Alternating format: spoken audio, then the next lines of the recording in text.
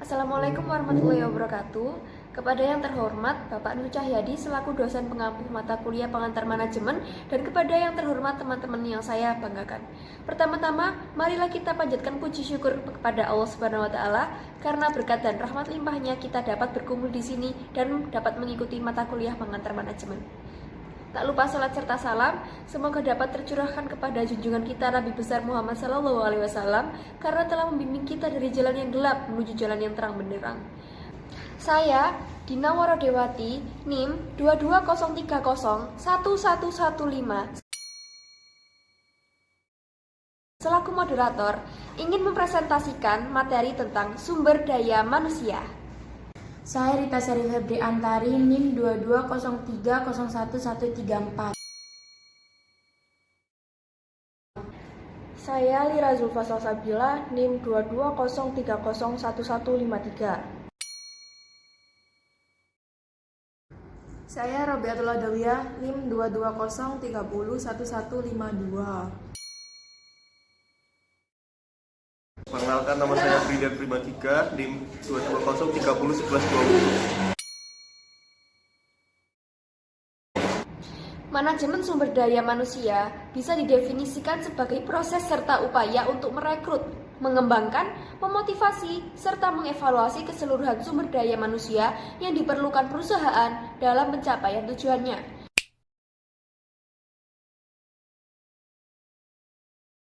Pengertian ini mencakup dari mulai memilih siapa saja yang memiliki kualifikasi dan pantas untuk menempati posisi dalam perusahaan,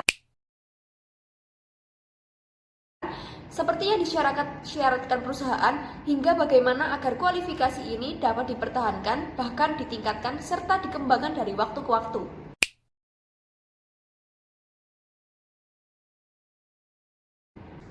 Proses manajemen SDM. Yang dimaksud dengan proses manajemen sumber daya manusia adalah segala proses yang berkaitan dengan upaya yang dilakukan melalui perencanaan sumber daya manusia, pembelotaan, skema kerja, penempatan tenaga kerja, hingga pembinaan dan pengembangan tenaga kerja guna menempatkan dan memelihara tenaga kerja pada posisi dan kualifikasi tertentu serta bertanggung jawab sesuai dengan persyaratan yang diberikan kepada tenaga kerja tersebut. Secara garis besar, proses manajemen SDM dibagi ke dalam 5 bagian fungsi. Yang utama terdiri dari 1. Perencanaan sumber daya manusia. Merencanakan kebutuhan dan pemanfaatan sumber daya manusia bagi perusahaan. 2. Pengadaan personil. Mencari mendapatkan sumber daya manusia termasuk di dalam rekrutmen, seleksi, dan penempatan serta kontrak tenaga kerja. 3. Pengembangan personil. Menampilkan sumber daya manusia termasuk di dalamnya program orientasi tenaga kerja, pendidikan, dan pelatihan. 4. Pemeliharaan personil. Memelihara sumber daya manusia termasuk di dalam pemberian penghargaan, insentif, jaminan kesehatan dan keselamatan tenaga kerja, dan lain sebagainya. 5. Pemanfaatan personil. Memanfaatkan dan mengoptimalkan sumber daya manusia termasuk di dalam promosi, demosi, transfer, dan juga pemisahan. Perencanaan SDM. Perencanaan sumber daya manusia adalah perencanaan strategi untuk mendapatkan dan memelihara kualifikasi sumber daya manusia yang diperoleh perusahaan bagi orientasi perusahaan dalam mencapai tujuan.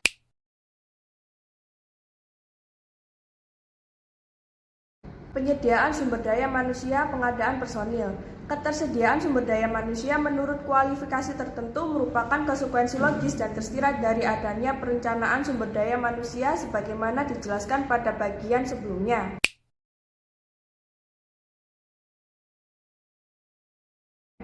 Ada beberapa aktivitas yang masuk dalam kategori penyediaan tenaga kerja, antaranya adalah proses rekrutmen, seleksi, dan penempatan tenaga kerja.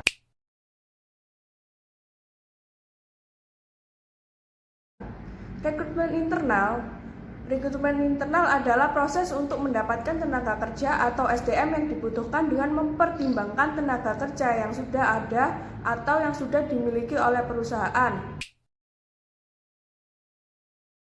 Contoh, berupa promosi yaitu berupa penempatan tenaga kerja yang ada ke jabatan yang tingkatannya lebih tinggi. Perekrutan SDM yang berasal dari dalam perusahaan. Rekrutmen eksternal. Rekrutmen eksternal adalah perusahaan mendapatkan tenaga kerja atau SDM yang akan ditempatkan pada suatu jabatan tertentu yang diperolehnya dari luar perusahaan atau seringkali dinamakan sebagai outsourcing. Contoh, rekrutmen eksternal yaitu membuka lapangan pekerjaan bagi orang-orang di luar perusahaan, perekrutan SDM yang berasal dari luar perusahaan. Pengembangan sumber daya manusia, pengembangan personalia. Pengembangan sumber daya manusia merupakan langkah kelanjutan dari proses penyediaan tenaga kerja yang pada dasarnya bertujuan untuk memastikan dan memelihara tenaga kerja yang tersedia tetap memenuhi kualifikasi yang dipersyaratkan sehingga selaras dengan perencanaan strategi perusahaan serta tujuan perusahaan dapat tercapai sebagaimana yang direncanakan. Bagi tenaga kerja yang baru, program penggambaran ini biasanya diakomodasi melalui program orientasi perusahaan di mana di dalam program ini tenaga kerja diperkenalkan pada lingkungan kerja perusahaan baik secara internal maupun secara eksternal perusahaan. Materi selanjutnya adalah pemeliharaan tenaga kerja atau personal maintenance. Merupakan suatu usaha untuk meningkatkan atau mempertahankan kondisi fisik, mental, dan sikap karyawan agar tetap loyal dan bekerja produktif guna menunjang pencapaian tujuan perusahaan.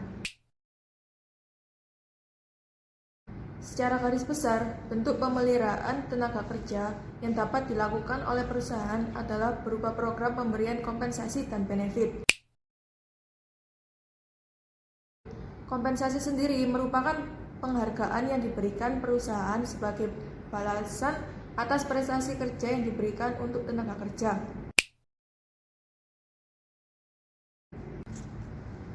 Selanjutnya adalah benefit, adalah penghargaan dan bentuk perhatian perusahaan selain kompensasi yang diberikan atau disediakan perusahaan sebagai upaya untuk memelihara tenaga kerja tersebut. Yang kedua, pemanfaatan sumber daya manusia atau personnel utilization. Pada dasarnya, upaya untuk memelihara tenaga kerja agar senantiasa sejalan dengan perencanaan strategis perusahaan. Perusahaan biasanya melakukan beberapa program untuk tetap memastikan tenaga kerjanya senantiasa sesuai dengan perencanaan strategis perusahaan. Mengelola keragaman dalam pekerjaan. Setelah perusahaan berhasil mendapatkan tenaga kerja yang terbaik bagi perusahaannya, salah satu program yang juga harus dilakukan perusahaan adalah melakukan pengelolaan atas keragaman yang terdapat di antara tenaga kerja yang dimilikinya.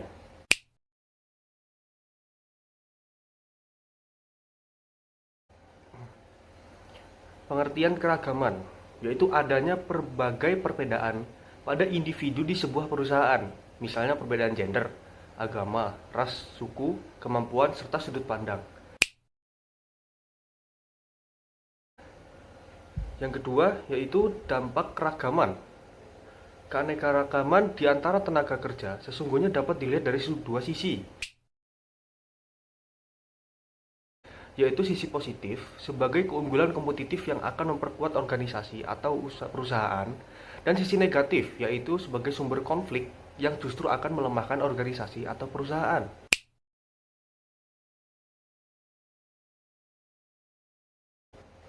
Keragaman sebagai keunggulan kompetitif.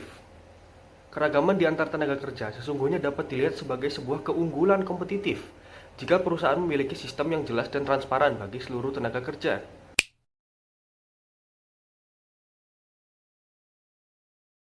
Misal, perbedaan antara kualitas kerja antara perempuan dan laki-laki. dapat menjadikan keduanya saling perang dalam pengertian positif, sehingga perusahaan dapat memperoleh manfaat berupa peningkatan produktivitas. Namun, ini dapat terjadi jika dan hanya jika perusahaan menerapkan sistem yang adil bagi apapun jenis kelamin dari tenaga kerjanya. Keragaman sebagai konflik. Bentrokan keragaman dapat memberikan hasil yang positif jika perusahaan mampu menerapkan sistem yang baik dan adil bagi keragaman tersebut. Namun demikian, keanekaragaman juga dapat menjadi sumber konflik ketika perbedaan di antara tenaga kerja ternyata tidak dapat dikendalikan oleh perusahaan. Mengelola keragaman dalam organisasi. Ada dua hal yang dapat dilakukan agar keterjangkauan dapat membawa organisasi atau perusahaan ke arah tujuan, yaitu upaya yang dilakukan secara individu atau strategi individu dan upaya yang dilakukan oleh organisasi atau pendekatan organisasi. Strategi individual adalah salah satu kunci pokok agar keragaman yang dapat dikendalikan terletak pada individu-individu dalam organisasi. Perlu toleransi dan pengertian dari setiap individu mengenai hal ini. Agar pengertian dan toleransi ini dapat terwujud, maka sama halnya dalam berkomunikasi memegang peranan penting untuk mencapai pengertian dan toleransi atas keragaman yang ada. Kemudian, peran organisasi. Berharap individu untuk memiliki kesadaran, pengertian, dan toleransi tentu saja tidak mudah, karena hal tersebut sangat terkait dengan perilaku dan sikap hidup yang dimiliki dan diyakini oleh setiap individu. Oleh karena itu, organisasi juga perlu ikut terlibat dalam pengelolaan keragaman tersebut.